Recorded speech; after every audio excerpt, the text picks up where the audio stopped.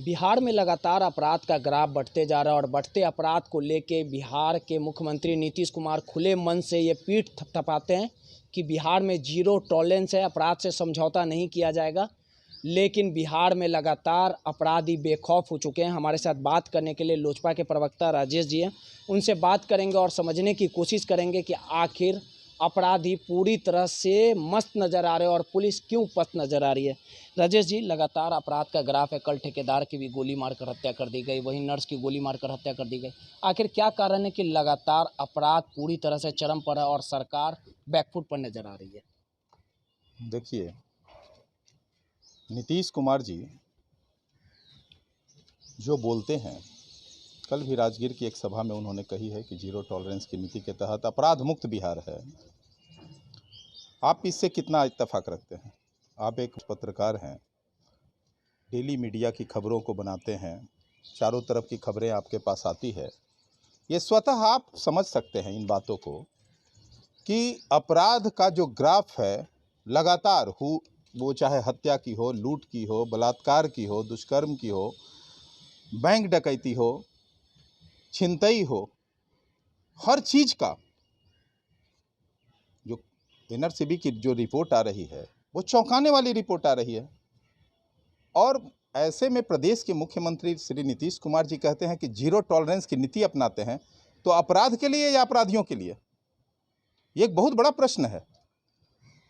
मैं तो समझता हूं कि अपराध मुक्त नहीं, वो कहना चाहते हैं कि अब शराफत मुक्त हो गया है बिहार।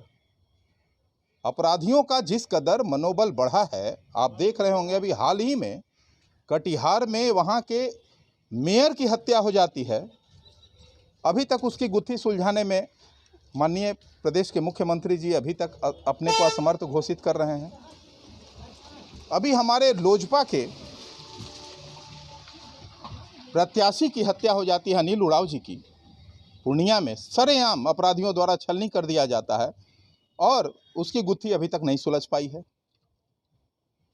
मैं तो ये कहता हूं कि दलितों को टारगेट लगातार किया जा रहा है और खासकर लोजपा के कार्यकर्ताओं और नेताओं की मुख्यमंत्री जी इसका जवाब देना चाहिए कि कितने घटनाओं में अभी तक जो है अपराधी पकड़े गए हैं और अपराधियों पे दोष करार किया गया है। मुख्यमंत्री जी को ये श्वेत पत्र जारी करना चाहिए अब शायद। और वहाँ वो राजगीर की सभा में पीठ थपथपाते हैं लोगों के बीच। मैं समझता हूँ कि बिहार के सभी प्रबुद्ध जन इस पर विचार करना चाहिए।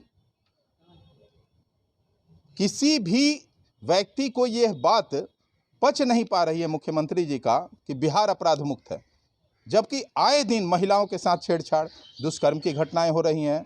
उधर दलित नेताओं, कार्यकर्ताओं की, दलितों की हत्या हो रही है, जबकि माननीय मुख्यमंत्री जी ये घोषणा किए थे कि किसी भी दलित की हत्या होगी तो उसके परिजन को एक सरकारी नौकरी दी जाएगी।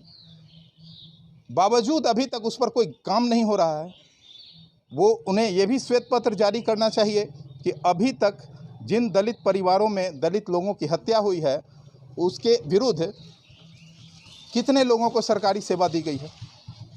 एक चीज़ और है सर, लगातार सिर्फ चुनावी जुमले बोलने से मुख्यमंत्री का बिहार की जनता अब बेवकूफ़ बनने नहीं जा रही है। आने वाले दिनों में जनता मुंहतोड़ जवाब देगी और मुख्यमंत्री जी को ये समझा देगी कि आप कितना सही बोलते हैं, कितना झूठ बोलते हैं, कितना मुख्यमंत्री जी की बातों से बिहार की जनता और बिहार की आवाम जो है इत्तेफाक रखती है। सर, एक चीज़ और है, लगातार जो लोजपा में विवाद चल रहा है और जिस प्रकार से अब लड़ाई जो है थाने तक पहुंच गई है। जो केशव प्रसाद सिंह हैं, जो पशुपति पारस गुट के नेता हैं, उन्होंने शास्त्रीनगर थाने में एफआईआर दर्ज करवाया, कई लोगों को नामजद किया और सीधे तौर पे कहा कि मेरी हत्या हो सकती है। चिराग पासवान समेत कई प्रवक्ताओं पर आरोप लगाया। क्या मानते हैं, किस प्रकार से ये पूरी घटना? आपने उस एफआईआर को अगर गौर से पढ़ा होगा तो उसके अंतिम पंक्ति में एक लाइन लिखी हुई है कि उपर्युक्त जो है स्थिति को देखते हुए मुझे सुरक्षा मुहैया कराई जाए। ये पूरे उस पत्र का अंतिम मजमून जो है वो समझा जा सकता है कि केशव जी किन कारणों से कल प्राथमिकी दर्ज किए। पूरा सुरक्षा का खेल है क्या? पूरा। दूसरी बात, पशुपति पारस जी के गुड बुक्स में कैसे हम लगातार बने रहें, इसका खेल है। देखिए, ये थे राजेश कुमार प्रवक्ता। चिराग जी हमारे राष्ट्रीय अध्यक्ष हैं। केशव प्रसाद जी और चिराग जी में कोई तुलना है क्या?